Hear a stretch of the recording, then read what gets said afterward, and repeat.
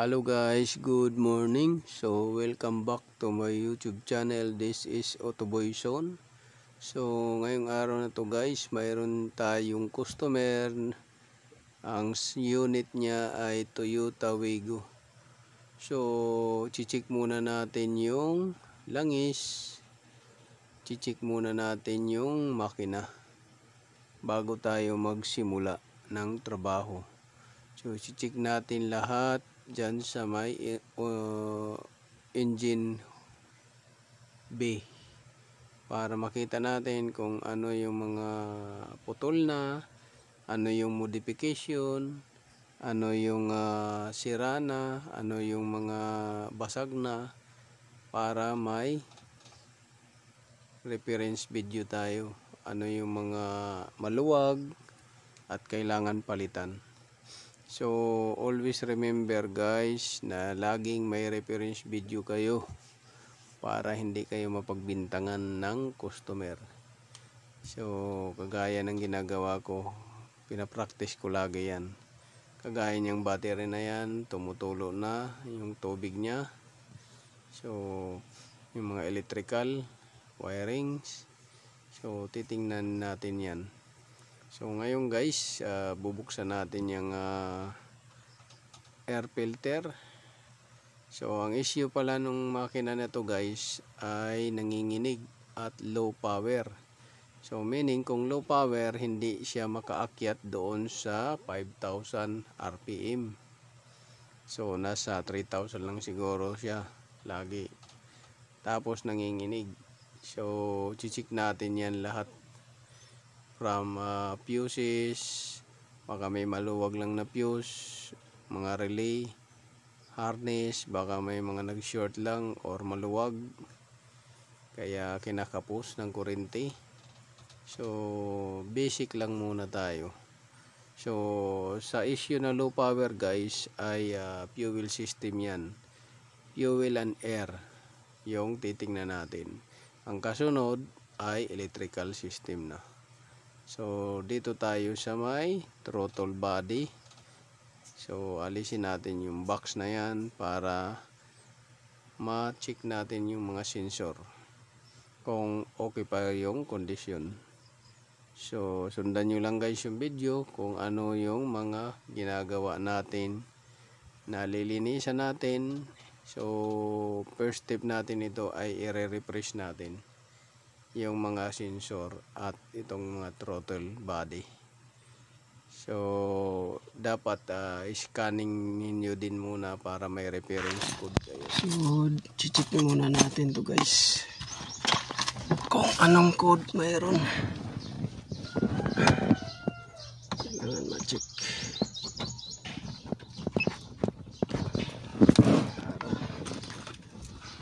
May reference tayo.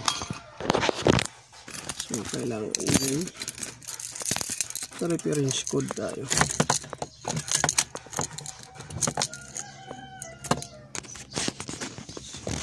So yan yung mga nakailaw: battery, brake, oil, steering, check engine, airbag.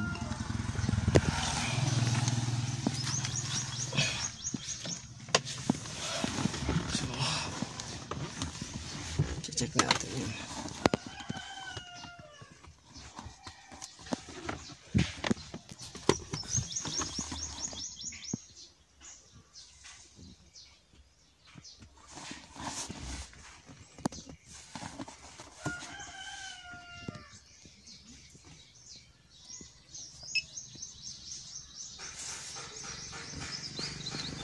So mas maganda guys kung may scan kayo.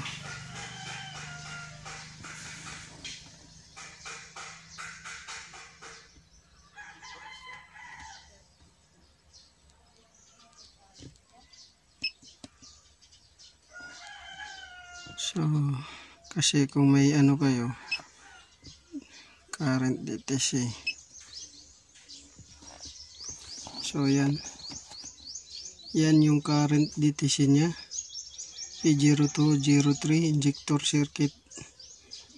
circuit open, cylinder number 3. So Yung isa, cylinder number 3 misfire detected. So yan. So Toyota Wigo to. So kinuhanan lang natin ng DTC para may reference tayo. So yan. Nakailaw dito, permanent. Ayan o, permanent fault code, pending fault code. So P0202, P0303. So balik tayo sa pending. Yan. Tingnan natin kung ano yung pending. So ganyan pa rin. Number 3 pa rin. Permanent.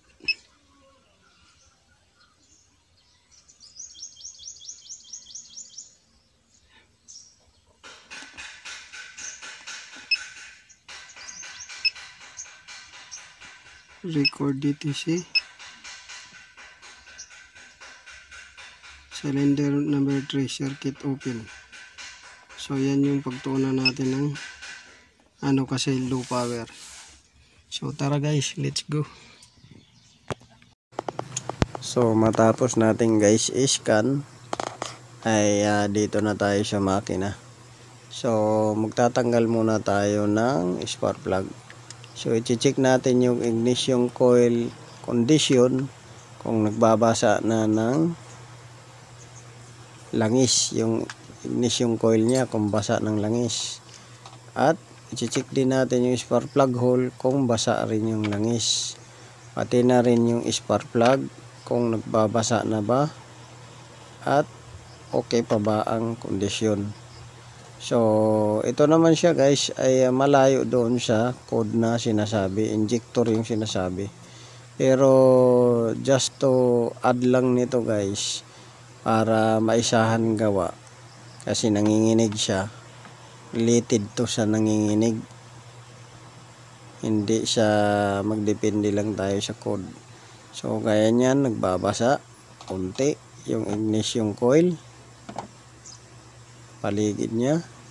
Tapos tatanggalin din natin yung spark plug para makita rin natin yung condition ng spark plug, pati yung spark plug hole kung palitin na ba yung valve cover gasket niya, pati na rin yung electrical connector niya. So yun yung ginagawa natin dyan. So electrical connector kung okay ang condition, okay ang wire, tapos ang ignition coil kung hindi babasa yung coil ng langis, or yung spark plug mismo, or yung spark plug hole kung hindi ba nagbabasa. Kasi pag basa yan guys, meaning palitin na yung valve cover gasket nya at saka yung spark plug cell doon sa cover. So yan yung ginagawa natin ngayon. So ang mangyayari nito guys ay isasalin na rin natin yung mga sensor para isahang gawa lang. So bali refresh to na PMS.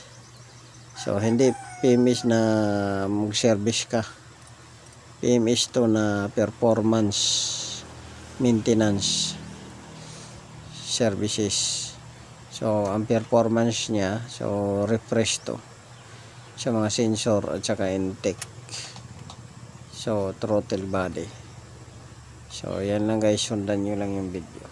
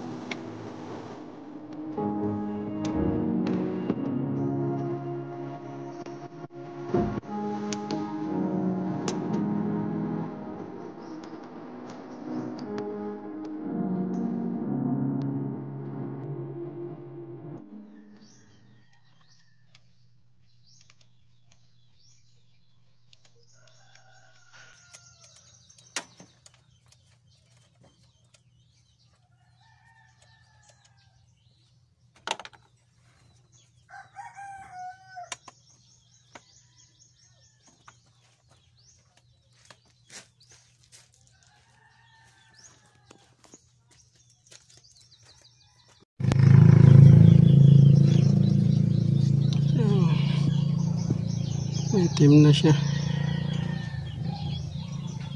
So ilawan natin.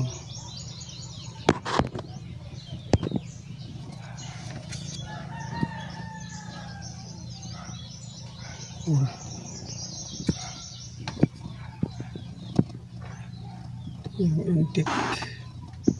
intik hindi naman kung ganun ka kapal.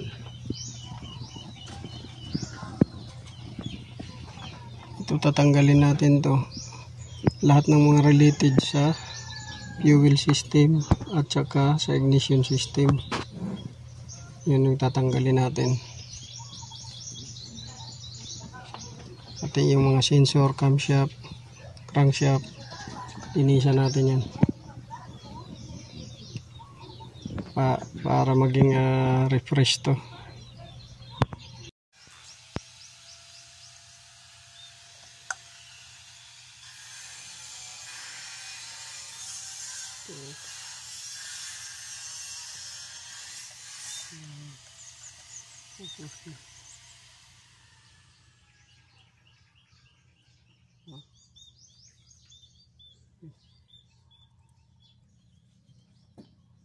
Carrera. Tatlo yan.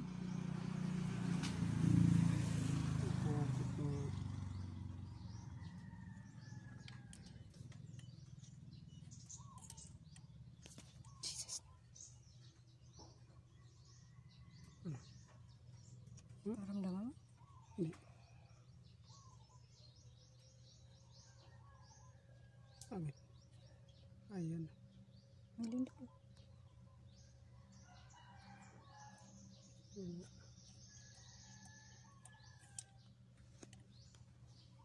Parang meron ba rin?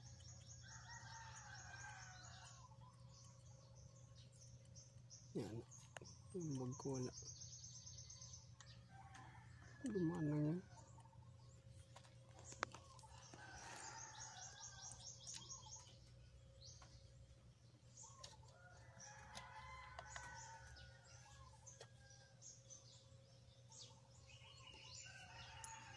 Ako yung nahilo. Palitin yung spark plug. Tatlo? Ano? Wala na. Food na.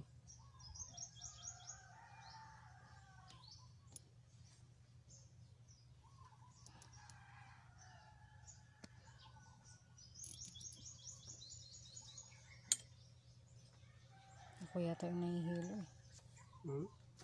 Okay na? So dito natanggal na natin yung mga connector dito. So check lang natin kung may corrosion. So good naman siya. Yung wire kung may putol, so okay naman. Dito sa number 2 good naman din ang terminal. Okay naman yung ano, walang putol yung wire dito. Good naman din. Tapos yung wire wala rin putol. So yung connector is all good. Yung wire walang putol. So silipin naman natin yung butas. So dito naglalabas na ng oil. So ang failure nito is valve cover, guys. Valve cover, lumulusot na yung oil dyan. Susunog na. Pangalawa, malinis siya. So pangatlo, malinis. So number 1 lang ang may langis. Sa number 2 malinis. Number 3 malinis. Silipin natin yung spark plug. So sa number 1 ito. So pangit na ang sunog niya. Yan. Iba na yung sunog niya. Tsaka pudpud na yung electrode ng spark plug. Sa number 2 iba rin yung sunog niya. pudpud na rin yung electrode, yung spark plug. Ng battery, iba rin. So palitin na to. Yan. Punta naman tayo sa throttle. Ito sa idle up control, lilinisin natin yan. Tapos ito, linisin natin yung throttle body, pati itong TPS. So ito yung map sensor, manifold absolute pressure sensor. Yan. So ano pa ba yung tatanggalin natin dito? So ito oxygen, at magtatanggal tayo dyan. Camshaft, ito sensor, hose valve. So yan.